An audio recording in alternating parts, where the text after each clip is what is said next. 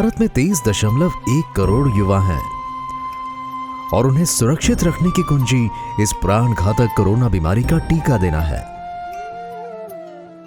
हाय स्वाति। हाय रोहित। मुझे तुमसे एक प्रश्न पूछना है। पूछो ना। क्या तुमने कोरोना के टीके के लिए नाम रजिस्टर कराया है? अभी नहीं, मुझे नहीं लगता कि मैं टीका लगवाऊंगी। तुम्हें पता है ना, टीका लेने के बाद भी कितने लोग पॉजिटिव आ रहे हैं। अरे कितने लोगों को कोरोना हो रहा है। मैं ये टीका वगैरह नहीं लूंगी। सच बोलो स्वाति, हमारे जैसे युवाओं को टीका लेना चाहिए या नहीं, इसको लेकर कई सवाल हैं। तुम्हें पता है, हमारे जैसे युवाओं पर कोई क्लिनिकल परीक्षण भी नहीं हुआ है, इसलिए ये टीका कितना सुरक्षित है, इसको लेकर कई प्रश्न हैं। I hope you understand. एक काम करते हैं, हम डॉक्टर मोनिका से पूछते हैं। डॉक्टर मोनिका? यस, वो हमारी शंकाएं दूर करें। ठीक है। रुको, मैं उन्हें कनेक्ट करती हूँ। हाय स्वाति। हाय रोहित, कैसे हो तुम? अच्छा, मुझे आशा है कि तुम दोनों ने टीकाकरण के लिए रजिस्ट्रेशन कराया होगा। तुम्हें तो पता है ना कि अब टीकाकरण 18 वर्ष से अधिक उम्र के सभी लोगों के लिए शुरू किया गया है। डॉक्टर, हमें थोड़ी शंका है इस टीकाकरण के बारे में, वो दूर करनी है। ठीक है, हम बात करते हैं। मैं तुम्हारे सभी शंकाओं का निवारण करूंगी। बताओ, तुम क्या जानना चाहते हो? इस टीके की जांच हमारे जैसे युवाओं पर नहीं हुई है, तो हमारे जैसे युवाओं के लिए टीका लेना कितना सुरक्षित है? स्वाति और रोहित, क्या तुम जानते हो कि वैज्ञानिक प्रकाशन दिखाते हैं कि 18 वर्ष से ऊपर के किसी भी व्यक्ति द्वारा टीका लेना बिल्कुल सुरक्षित है। लेकिन डॉक्टर, मेरा एक प्रश्न है, इन टीकों को कितनी जल्दी विकसित किया गया है? तुम्हारी शंका एकदम सही है, लेकिन मैं तुम्हें एक बात बताती हूँ। जब ये महामारी दुनिया भर में फैल चुकी थी, तब वैज्ञानिकों और अनुसंधान प्रयोगशालाओं पर इसका टीका तैयार करने के लिए और इसका इलाज खोजने के लिए बहुत दबाव था।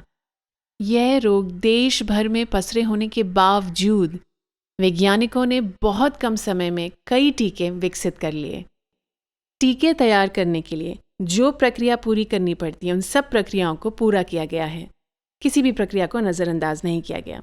दुनिया भर के सहयोग, विज्ञान और प्रौद्योगिकी में प्रगति के कारण टीकों के विकास की समय सीमा को कम करने में मदद मिली है।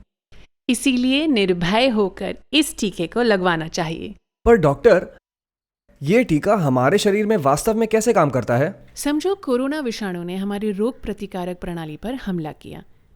जैसे कि आप जानते हैं, हमारे शरीर में श्वेत रक्त कोशिकाएं, मेमोरी सेल्स होती हैं, जो संक्रमण से लड़ती हैं और हमारी रक्षा करती हैं। कोरोना विषाणु हमारी श्वसन प्रणाली पर, मतलब नाक से फेफड़ों तक, और पाचन तंत्र पर हमला करता है और प्रतिरक्षा प्रणाली को कमजोर कर देता है। इस प्रकार शरीर के लिए संक्रमणों से लड़ना कठिन हो जाता है। परंतु जब हमें टीका लगता है, तब वायरस के संक्रमण से लड़ने के लिए हमारा शरीर एंटीबॉडी का उत्पादन करता है।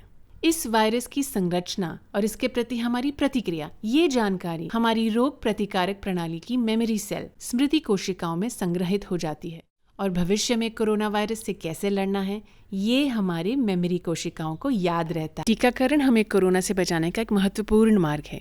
हमारे शरीर को इन मेमोरी सेल्स का उत्पादन करने के लिए टीकाकरण के बाद आमतौर पर कुछ सप्ताह लगते हैं।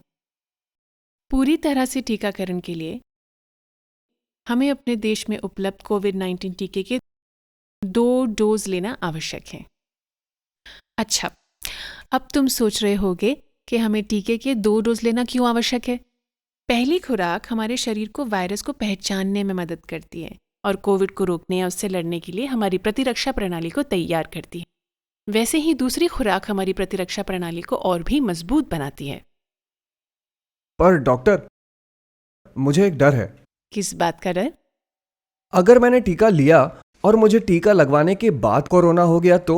विशेषज्ञों का मानना है कि अगर तुमने टीका लिया और तुम्हें कोरोना हो गया, तो कोरोना की वजह से जो गंभीर अवस्था होती है, उससे तुम्हारा बचाव हो सकता है और तुम इस रोग से जल्दी ठीक हो सकते हो।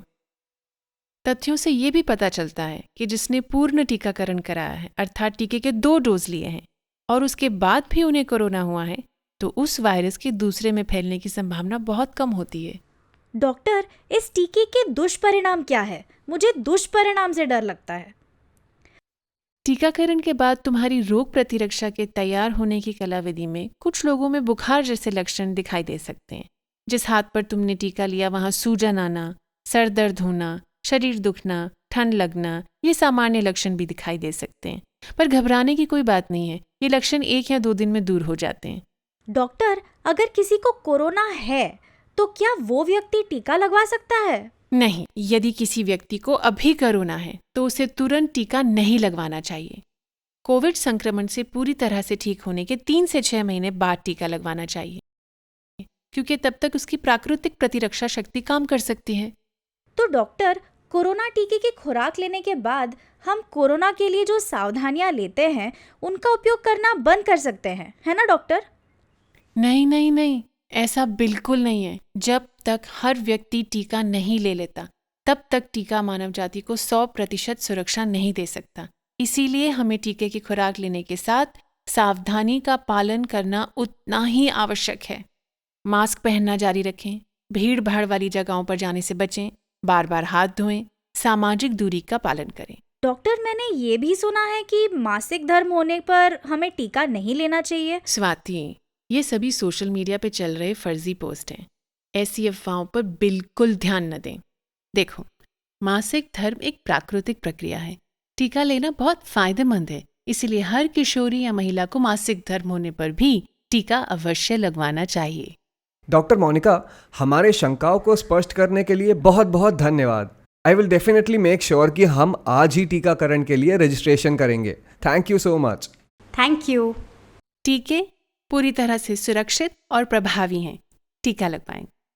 अपने सारे दोस्तों तक सही जानकारी पहुंचाएं। अपने दोस्तों को जल्द से जल्द टीका लेने के लिए प्रोत्साहित करें। इन सभी टीकों को सार्वजनिक उपयोग के लिए स्वीकृत होने से पहले क्लिनिकल प्रशिक्षणों के कई चरणों से गुजरना पड़ता है। दुनिया भर के वैज्ञानिकों ने इन टीकों के निर्माण के लिए दिन रात काम किया है। हमारा युवा वर्ग भारत के भविष्य की संपत्ति है और हमारे युवा स्वस्थ और संक्रमण मुक्त हों, ये बहुत जरूरी है। हम कोरोना के खिलाफ लड़ाई जरूर जीतेंगे। हम भारतीय युवा हैं, भारत का भविष्य है। मैं आज टीके का रजिस्ट्रेशन करूंगा और जल्दी ही पहली डोज लूंगा और भारत को कोरोना मुक्त बनाऊंगा। तुम भी जल्दी से अपने टीके का रजिस्ट्रेशन करो।